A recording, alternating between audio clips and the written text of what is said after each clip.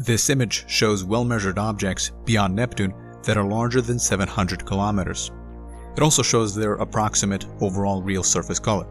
Their shapes, however, are still not entirely known, at least not in all cases, but we will get to that later. So one somewhat obvious pattern that can be noticed in this image is that there appears to be a significant difference in objects beyond Neptune that are smaller than Sedna. They all appear to be a lot darker than objects such as Sedna and larger. This is likely because they are undifferentiated, or at least very partially differentiated. This means that the dark rock content is to a large degree mixed in with the ice content. That is what is making their surfaces largely unreflective. With regards to objects such as Sedna and larger, their surfaces appear to be much more reflective, and that is because these objects are a lot more differentiated. This means that their different materials are separated into different layers. Naturally, the least dense material, reflective ice, gets propped up as the top layer, which makes their surfaces reflective, while the more dense and dark rock content sinks to form the lower layers. So why is it that the smaller objects are mostly undifferentiated, while the larger ones are mostly differentiated? Well, at least two factors play a role: gravity and heat retention. With stronger gravity, it is easier for different materials to become separated into different layers. And heat retention also probably played a role in these objects becoming differentiated, because the greater the heat, the easier it is for the water ice content to separate from the rock content. That internal heat that they retained to a degree could potentially have originated from tidal forces of their moons and impacts during their formation and after. This graph shows that these larger objects beyond Neptune also have a significantly greater density, and yet, despite the significantly greater density, the larger and the smaller objects are likely made out of very similar proportion of water ice and rock. They all formed in a similar region of the solar system where similar materials were present. So then, if they are made out of the same stuff, why is it that their density differs so significantly? That is because the larger objects are compacted, which increases their density, while the smaller objects are porous, which decreases their density. So these smaller objects have pockets of empty space in their interior. Again, the likely reason behind why there is a difference in compactness between the larger and the smaller objects is because of the difference in gravity and internal heat. In a sense, compactness of material is almost always there when the object is differentiated. Beyond that, compactness and differentiation also tells us that objects such as Sedna and larger are almost certainly round. Now, this image shows that the exact size of Sedna isn't known, but it has a diameter of about 900 kilometers. So objects larger than 900 kilometers are almost certainly round, and therefore at least dwarf planets. With that, there are at least 9 dwarf planets in the solar system that are located beyond Neptune. That number also includes Charon, a satellite dwarf planet. But then what about objects such as Salacia and smaller? Well, for them it is less certain that they are round, because Salacia does appear to be uncompacted and undifferentiated. Its density is relatively low, and it is one of the darkest objects found in that size range. So it really could be an object that is 850 kilometers across that is irregularly shaped, so a giant asteroid. However, we shouldn't be so quick to conclude that its shape is irregular only because it is undifferentiated and uncompacted. These two things do not imply an irregular shape. For example, there is Methone, a moon of Saturn only about 3 kilometers across that is incredibly round and smooth, and that is also a highly porous rubble pile object with a density much lower than that of water. Also, differentiation alone is not a perfect predictor of shape. For example, Vesta is irregularly shaped, and yet it does have a good degree of differentiation. With Salacia, its size and mass alone suggest that it is round, and it could easily be the case that its relatively low density could have allowed for its gravity to shape it into a somewhat round shape. The low density indicates a low material strength for the gravity to overcome. So Salacia could easily be just as round as Ceres, and Ceres is just a bit larger than Salacia. There are at least 2 objects beyond Neptune that have indications for being very round, and that is Achlys and Varuna. When compared to Salacia, they are overall a bit smaller. Achlys has a mean diameter of about 770 kilometers, and Varuna about 650 kilometers. So both of these have a mean diameter smaller than that of Salacia. However, these two have a very elongated shape. So at their longest, they are either about as long as Salacia or even longer. The reason for their incredibly elongated shape is because in order to complete a single rotation around themselves, Achlys needs just 6.8 hours, and Varuna 6.3 hours. So this elongated shape that they have is very much expected because of their fast rotational speed. But this elongated shape also means that these objects are responding to forces acting on them. The highly porous composition likely leads them to also being highly malleable. And that also tells us that they are likely responding to the force of gravity as well. So we can also expect them to be pretty round, along with being elongated. While Achlys and Varuna have a very fast rotational speed, Salacia on the other hand needs 5.3 days to complete a rotation around itself, and with that it doesn't show signs of being elongated. However, because Salacia is porous, then gravity can still act on that somewhat malleable composition, and it is likely that Salacia is round. So it's safe to say that at least some of these objects smaller than Sedna are very round. But what about objects that have a diameter less than 700 kilometers? Well, we can see a few of them in this image as satellites. The Snomia, a moon of Eris, is about 615 kilometers across. There isn't good color data with regards to its surface, but given its size, it's likely a dark, undifferentiated object. So it is right in that size range zone where it is more uncertain that an object is round. And as we go down in terms of size, so objects even smaller than 600 kilometers across, the likelihood of an object being round starts to drastically drop. In this image, we can see all objects between 300 and 1000 kilometers across, for which we have good data on with regards to their shape. So in the size range between 300 and 400 kilometers, it is very unlikely that they are round. The one object which is round is also a moon, which has plenty of tidal heating. Then from 400 to 500 kilometers, it is a lot more likely. Then from 500 to 600 kilometers, the amount of objects known with good data for their shape is rather small, but it still shows quite obviously that even in this size range, although there is a good chance that an object is round, it also could easily not be round. Then from 600 kilometers all the way to 1000 kilometers, there is next to no data. Sure, we have Sirius, but it is right at the end of the size range since it is about 940 kilometers across. So there is still a huge shape data gap in terms of objects that are between the size of Vesta and Ceres. All we can say is that the likelihood of an object being round goes up as objects get larger, but the numbers are still blurry. This is a list of objects at a distance of Neptune and beyond that had their sizes measured well and are larger than 550 kilometers. There are 26 of them. As to how exactly many of these are round, as already mentioned, we don't know because there isn't good enough shape data. Still, it could easily be the case that 50% of the objects between 600 and 850 kilometers are round, so that would mean that around 8 out of 16 well-measured objects beyond Neptune in that size range are round. However, as of now we can only speculate, and the speculation is all that is going to be available for likely many decades because even the most powerful telescopes aren't able to give enough data as to what exact shape of such distant objects is. It is likely that spacecraft flybys of these objects is the most practical way of determining their shape exactly, and there are no serious plans with regards to that as of now.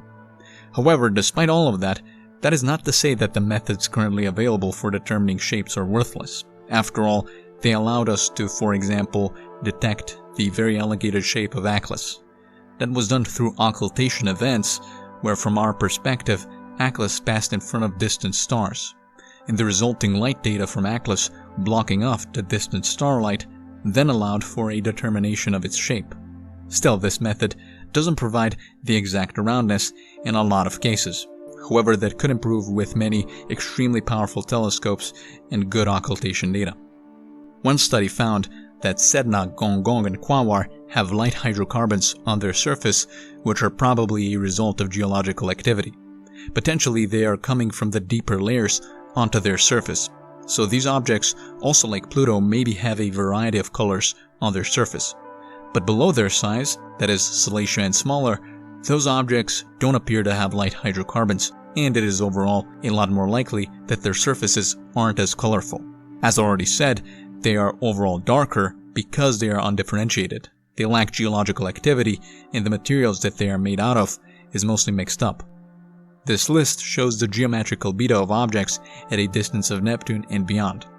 Typically, the lower the percentage, the darker an object is, and Salacia stands out as being potentially the darkest on this list. That is, even when compared to objects that are a lot smaller. It looks like it has a pretty unique overall material composition, which is why it sticks out compared to the rest of the undifferentiated objects, which are all around 10%. Also, this list shows how it is very obvious that the density drops as the objects go from differentiated to undifferentiated. Now let's take a look at how distant the objects in this list are from the Sun. So, as already mentioned, all of them are either at a distance of Neptune or beyond. So obviously very distant when compared to Earth. The distances are represented in AU, astronomical units. 1 astronomical unit is equal to the distance between the Sun and the Earth. So by far the most distant, well-measured dwarf planet known is Sedna, with an average distance to the Sun of 506 AU, meaning it is 506 times further away from the Sun than the Earth. To the left of the average distance, in the brackets, on the left is the maximum distance from the Sun, and on the right is the minimum distance. As we can see, the minimum distance for all of these objects is below 100. In fact, all of them besides Sedna have a minimum distance below 50 AU. Now the maximum distance, however, is where the differences can get really extreme. So Sedna at its most distant is 937 AU away from the Sun, by far the most distant well-measured dwarf planet. Now there are other dwarf planet candidates that are overall even more distant, but they are unlikely to be dwarf planets due to their size. With regards to the rest of the objects on this list, well, they don't even get close to the distances that Sedna achieves. With regards to the orbital period, which is the amount of time needed to complete a single orbit around the Sun, it is very easily noticeable how the greater the average distance is from the Sun, the orbital period is also longer. That's why Sedna needs 11,390 years to complete a single orbit. Then 2014 UZ224 needs 1,117 years, and 2005 RM43 needs 884 years. As already mentioned, Sedna is still the most distant known dwarf planet on average. However, there is 2014 FA72 with a minimum distance to the Sun of 32 AU, but a maximum distance from the Sun of around 4,000 AU, so it needs about 92,000 years to complete an orbit. But it is unlikely to be a dwarf planet considering that its diameter estimate is placed at around 270 kilometers, so it is likely below the point at which objects start to get significantly more round. One thing that sticks out about this list is that the minimum distance to the Sun is always below 100 AU. Where are all of the objects that have a greater minimum distance? Well, there is a good chance that they are present, but even if they are present, they are very hard to detect. So there could easily be many dwarf planets around the size of Sedna and larger that have a minimum orbital distance of, say, 500 AU or 1000 AU. But at these extreme distances, the amount of sunlight reaching them is so low that they become extremely faint. So even if they are in the size range of Sedna, Pluto, or larger, the extreme minimum distance to the Sun makes them so faint that they are pretty much impossible to detect with the most powerful currently available telescopes. So there is certainly a massive limitation in finding objects that have extremely distant minimum distances to the Sun.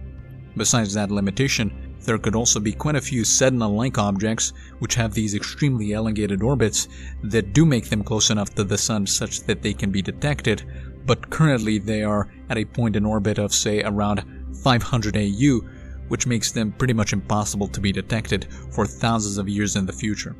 Now let's take a look at the rotation period of these dwarf planets. This is determined through analyzing the light data coming from these objects.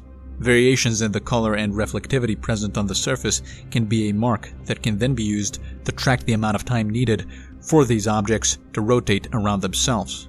Now, in general, this method isn't all that accurate, but it does the job well enough such that in most cases it is approximately accurate. Overall, there isn't that strong of a pattern that can be noticed here.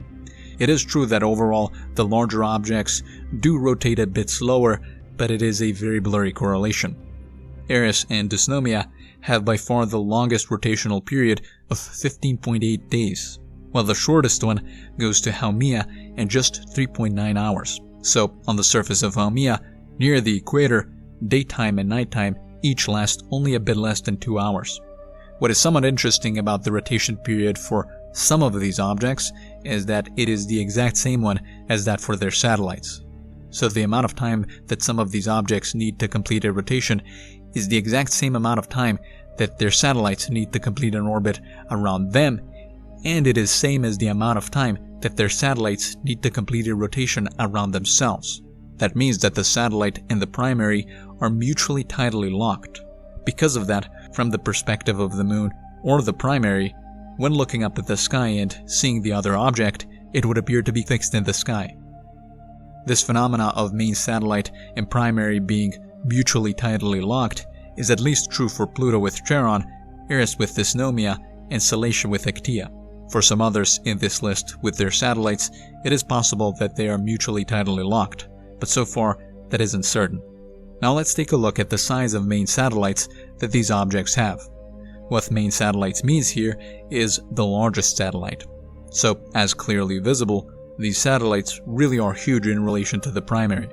Now, with regards to 8 regular planets of the solar system, Earth's moon really stands out because it is by far the largest satellite in relation to the primary, having 27% the diameter of Earth.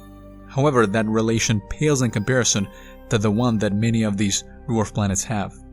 So Charon, a satellite of Pluto, has 50% the diameter of Pluto. Orcus has a satellite called Vanth, which has about 50% the diameter of Orcus. Varda has a satellite called Imari, which has about 45% the diameter of Varda.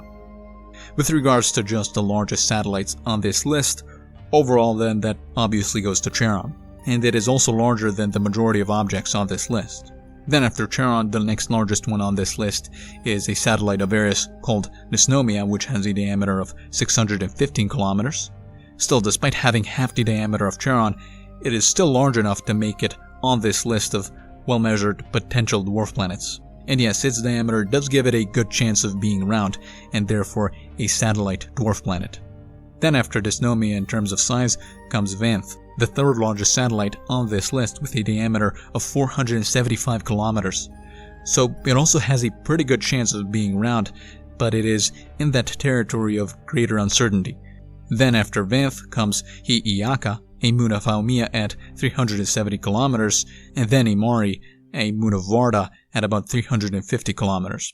These two are possibly round, but at that size it is starting to become more likely that they are irregularly shaped.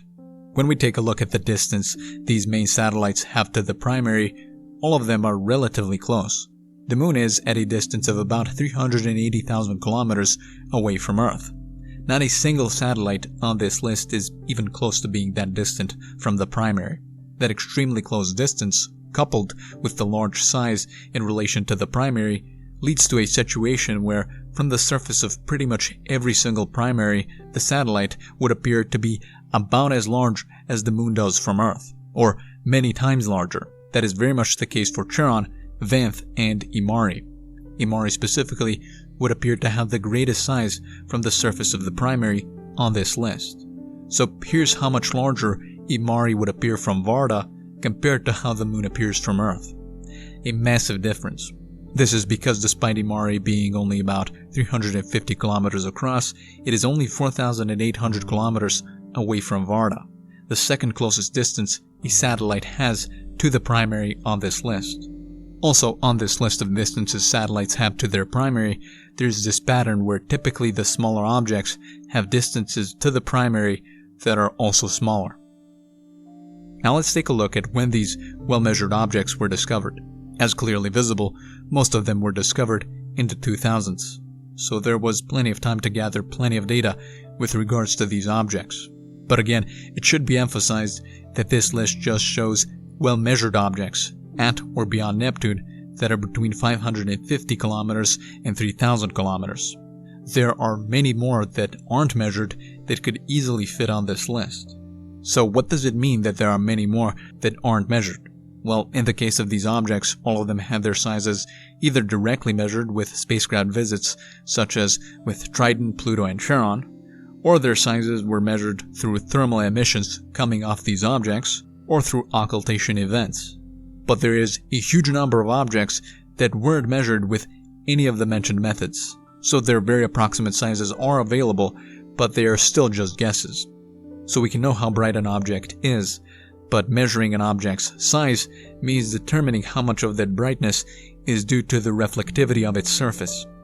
If we know the exact reflectivity, that is albedo, then that also reveals the size of an object.